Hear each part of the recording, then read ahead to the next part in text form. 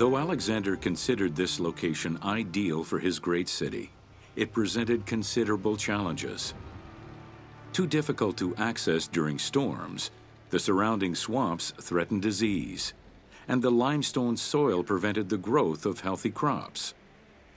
However, due to the influence of his mentor Aristotle, Alexander the Great recognized that the true value was its strategic emplacement. Alexander knew that in controlling Pelusium to the east, Memphis to the south, and his crowning glory Alexandria to the west, he would create a triangular stronghold, allowing him to control the entire delta while giving him access to the Mediterranean.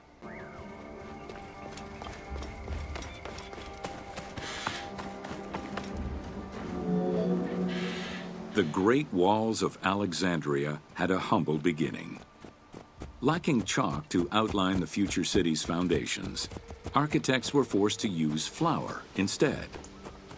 Clouds of migrating birds swept down and ate the flour, erasing the plans.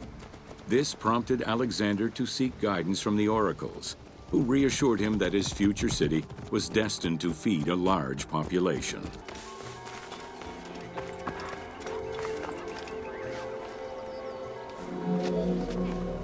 Alexandria's principal architect, Dinocrates, chose a Hippodamian grid plan.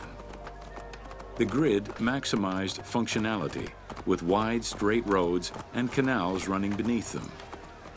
Alexander recognized the military value of the city's design. The wide, parallel streets gave him optimal surveillance of the city, while allowing the unobstructed flow of troops.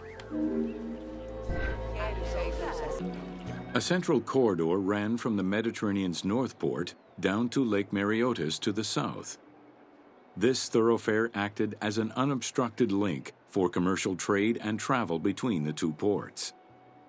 Many of the streets were bordered with grand buildings and parks, including Canopic Street, with its impressive gate bordering the eastern end.